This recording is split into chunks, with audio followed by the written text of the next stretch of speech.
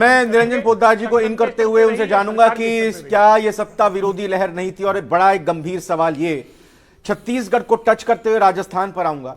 छत्तीसगढ़ को लेकर यह कहा गया कि कांग्रेस की भूपेश बघेल सरकार ने लगातार ऐसी योजनाएं जनता को दी जिसको लेकर उनकी सराहना होती रही। अब राजस्थान का अगर जिक्र करें, सोशल स्कीम्स और गारंटीज जिस तरीके से दी गई, उसका क्या कारण आप निरंजन पोद्दार जी मानते हैं कि राजस्थान की जनता ने उसको अस्वीकार कर दिया?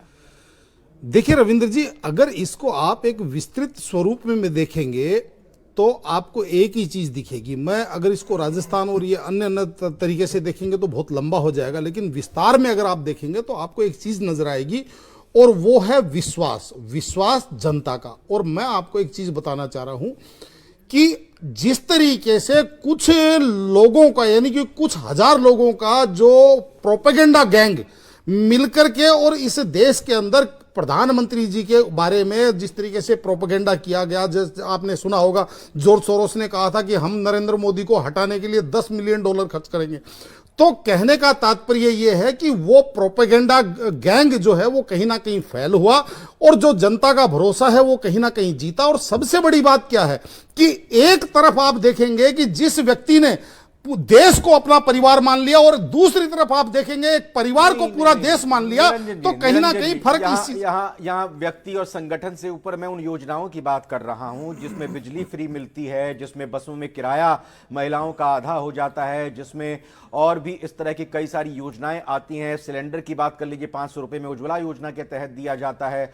जॉब की गारंटी, मिनिमम गारंटी वहां पर दी जाती है, जिलों की बौछार कर दी जाती है। तो ये सोशल सिक्योरिटी स्कीम जिनको पूरे देश में लागू करने की बात मुख्यमंत्री कह रहे थे, तो ये क्यों नकार दी गई हैं जनता की तरफ से? बड़ी बात और बड़ा सवाल ये है, क्या विकास के दम पर, विकास के बल पर चुनाव लड़ा और जीता नहीं जा सकता है?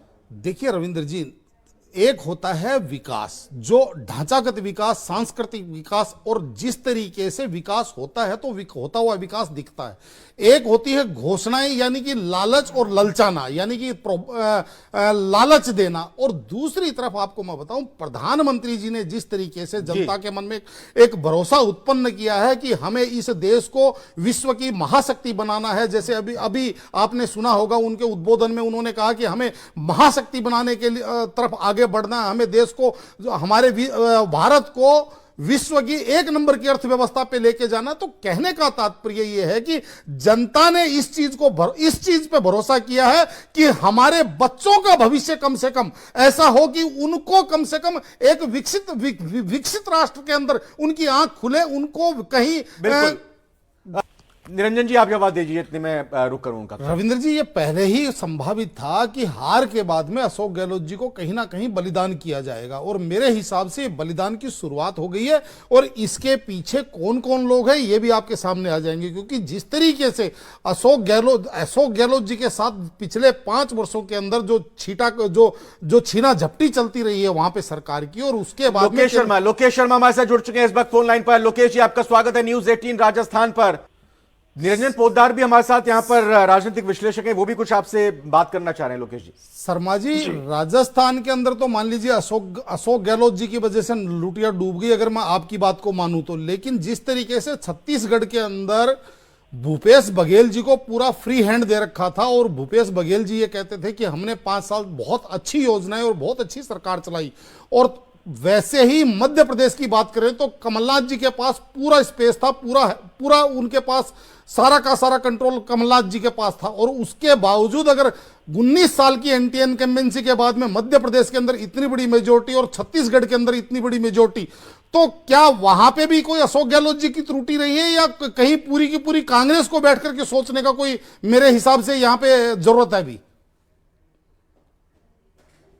सभी के लिए जरूरी है कि कैसे वापस रिवाइव किया जाए, लेकिन मैं राजस्थान के ही बारे में आपको बता सकता हूं सर। ना तो मैं छत्तीसगढ़ के बारे में ज्यादा जानकारी रखता हूं, ना ही मुझे मध्य प्रदेश के बारे में ज्यादा जानकारी है। मैंने तो यहाँ का जो घटनाक्रम जिस रूप में हुआ उसी के बारे में सच्चाई व्यक्त की। वर्मा जी, एक सवाल और था, मैं निरंजन पोद्दार बोल रहा हूँ।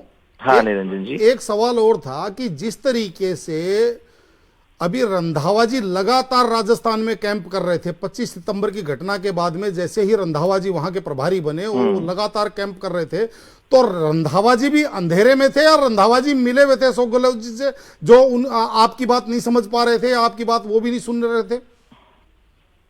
देखिए, मैं एक बात बड़ी स्पष्टता से कहना चाहता हूं कि जो भी लोग यहाँ आए, उनको किसी को भी उस रूप में यहाँ मुझे लगता है पूरी तरह से काम नहीं करने दिया गया होगा, ऐसा मुझे लगता है। क्योंकि यहाँ सिर्फ और सिर्फ मुख्यमंत्री जी ने ही अपने निर्णय किए, अपने अनुसार ही सारे इस सिस्टम को चलाया, कैंपेन किया। जो नहीं, कुछ भी लेकिन तो लोकेश जी, ये चीज आपने कहा कोई केंद्रीय नेतृत्व के पास या कहीं बाकी जगह आपने ये चीज कहीं आगे बढ़ाने की कोशिश नहीं की जब आपकी बात नहीं सुनी जा रही थी तब? नहीं, मैंने तो रंधावा जी को भी कह दिया था कि चुनाव हार रहे हैं हम, बड़े स्पष्ट रूप से मैंने उन्हें कह दिया था। तो इसका मतलब रंधावा जी भी मिले हुए थे, इसका मतलब वो भी आपकी बात नहीं सुने? इसे मिला हुआ नहीं कह सकते। मैंने कहा ना कि आलाकमान है। और इसका मतलब लोकेश जी, एक उत्सुकता और है आपसे जानने की कि अब आपकी बात क्या आलाकमान अब आपकी बात के ऊपर भरोसा कर रहा है कि उस टाइम उनको अशोक गहलोत जी को फ्री हैंड देकर के आलाकमान ने गलती करी? ये आलाकमान को तय करना है कि वो भरोसा करेंगे या नहीं करेंगे। आपकी कोई बातचीत हुई आज का रिजल्ट आने के बाद में आलाकमान में किसी से? मेरी अभी किसी से बातचीत नहीं हुई। देखिए रविंद्र जी, हमारे यहाँ कहा जाता है कि जीत के 100 मालिक होते हैं लेकिन हार का कोई मालिक नहीं होता। और जिस तरीके से अभी राजस्थान के अंदर, मैं बार बार कह रहा हूं कि अशोक गहलोत जी ने बहुत जम के चुनाव लड़ा, जयपुर के मेहमान है मेरे साथ, बहुत शानदार चुनाव लड़ा, बहुत कांटे का चुनाव लड़ा। मेरे हिसाब से जयपुर के मेहमान है हमारे साथ जी, आप बोलिए। मेरे हिसाब से ये जो हार थी, ये कांग्रेस की नीतियों की हार थी। ये जो हार थी कांग्रेस की विश्वसनीयता की हार थी। ये कांग्रेस के केंद्रीय नेतृत्व की हार थी और भारतीय जनता पार्टी के केंद्रीय नेतृत्व की जीत थी। और मेरा ये मानना है कि अब अगर ये ब्लेम गेम होता है तो कहीं ना कहीं युग का अंत माने क्या? देखिए, निश्चित रूप से मैंने आपको पहले ही कह दिया था कि अगर ये चुनाव कांग्रेस हारती है तो अब आप ये मान के चलिए कि राजस्थान कांग्रेस से अशोक गहलोत जी का युग समाप्ति की ओर है। बहुत बहुत धन्यवाद निरंजन पोद्दार जी, बहुत बहुत शुक्रिया आपका। राकेश गोयल जी और जो मेहमान हमारे साथ जयपुर से जुड़े उनका भी शुक्रिया करना चाहेंगे।